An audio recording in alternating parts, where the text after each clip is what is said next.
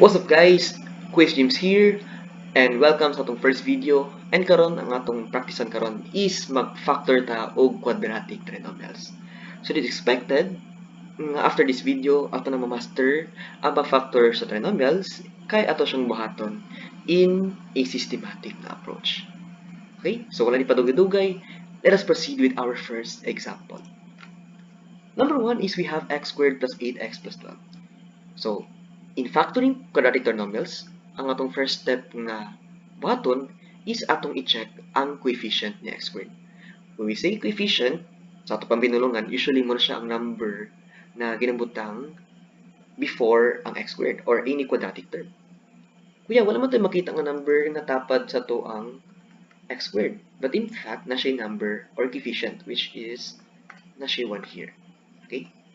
So, meaning di ani, if natin quadratic trinomial nga ang coefficient sa to ang quadratic term is 1, then we can follow this series of steps. Okay?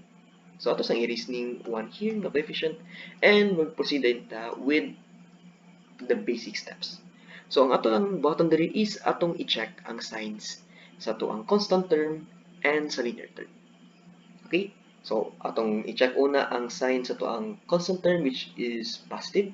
Since positive atong 12, kuya ang meaning ani kung plus ang ato ang sign sa tong constant term. That actually means nga ato ang format sa factors kay same signs. Okay? When you say same signs, nalang siya two scenarios.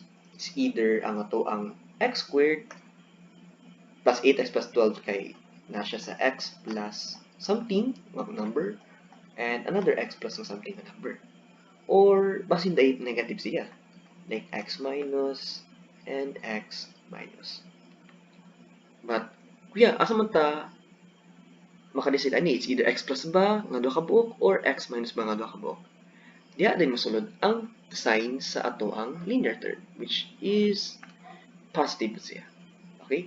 So, same sign siya and since positive ang sign sa ato ang linear term, then both positive ang ato ang i-follow sa atong factoring.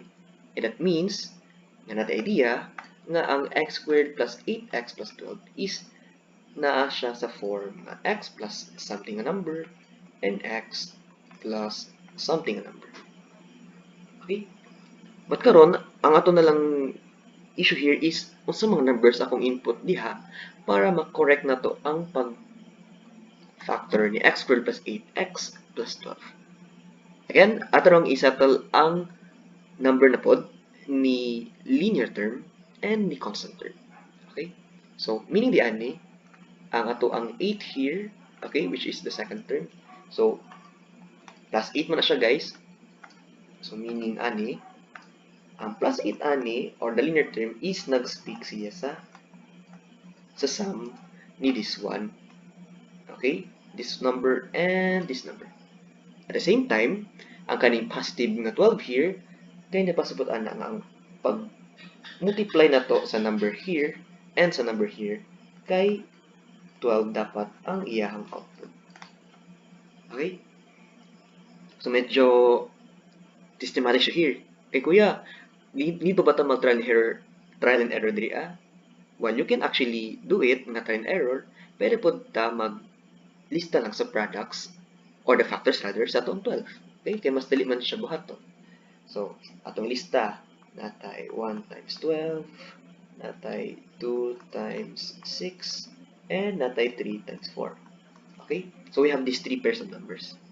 Ang atong nalang question here is, among these three pairs of numbers, asa man diri ang mohatag og sum nga 8? Okay? So, dili pwede si 1 of 12, kay 13 na siya, and dili po pwede si 3 and 4, kay 7 ang iyang sum.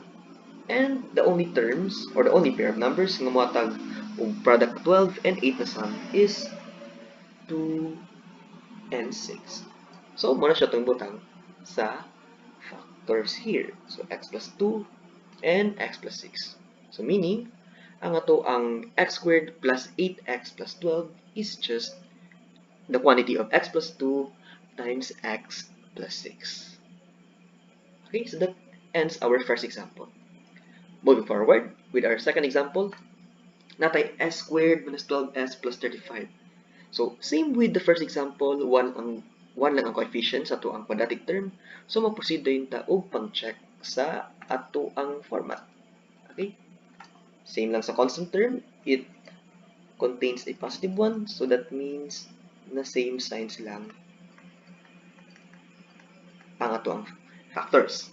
But, ang iyahang sign man sa middle term is negative, so that means na both negative po ang kalabasan sa ato ang factors of s squared plus 12s plus 35. Okay? So, ito siyang i-check or ito siyang isulat first. So, meaning dayan na atay masulat nga s minus and another s minus. Same natang format. Mabuhaton sa ito ang first example. We have this sum, which is ato lang i-check sa iyahang linear term, the coefficient of the linear term. So, natay sum of negative 12 and ang two numbers dapat kay na siya product na plus 35. Okay? So, same lang nga approach. Atong ilista lang ang possible factors ni 35. So, I think na lang siya 1 times 35 natay 5 times 7. I think 2 pairs lang siya. Okay? And we do have this idea nga both of them are negatives. So, natay negative 1 times negative 35, negative 5 times negative 7. And we can recognize nga ang two pairs of numbers nga muhatag o product nga 35 positive and sum nga negative 12 is kani nga pair, which is si negative 5 times negative 7. Okay, if we cut to yun, ato nang encircle sa tarong, and these are the two pairs of numbers nga atong butang sa ato ang factors. So, natay s minus 5 and s minus 7. And there you have it. The factors of s squared minus 12s plus 35 is just s minus 5 and s minus 7. Okay.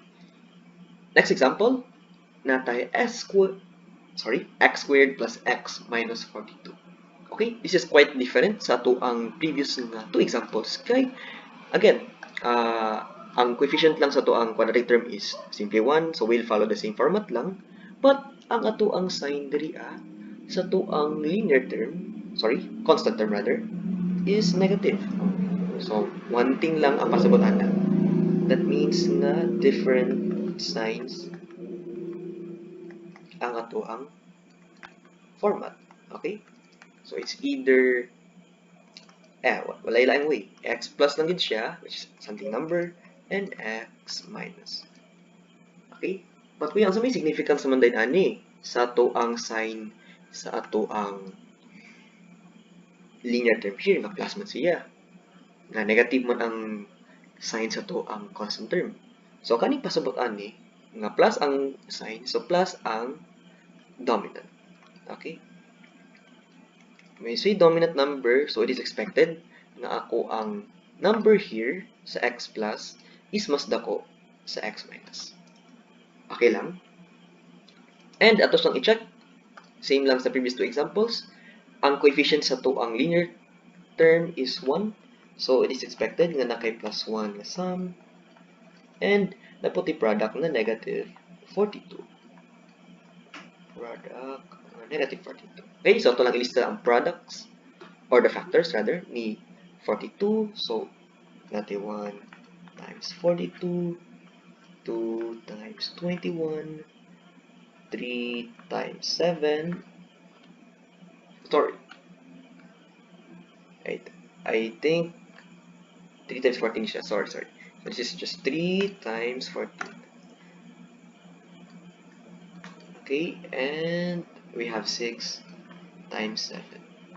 Okay? So, kung gain na,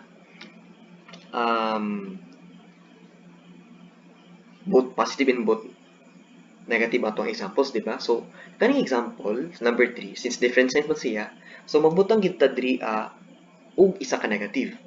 Okay? But, since negative man itong ibutang, so ang idea na to here is subtraction na po siya. So, among these pairs of numbers, asa man ana ang mo resulta og 1 if ang isa ka number kay akong isubtract to the other one. Okay? So, 1 and 42 kay dili siya mo-fit since 1 minus 42 is laigid kay siya sa 1.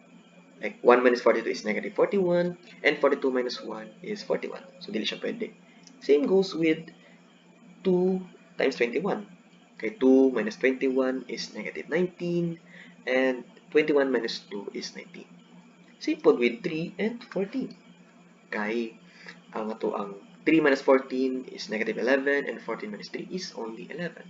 But with our last choice, which is 6 times 7, so pwede na makakuha og 1 nga sum if si 7 atong isubtract by 6. And actually, we do have this idea na ang plus nato is ang dominant number.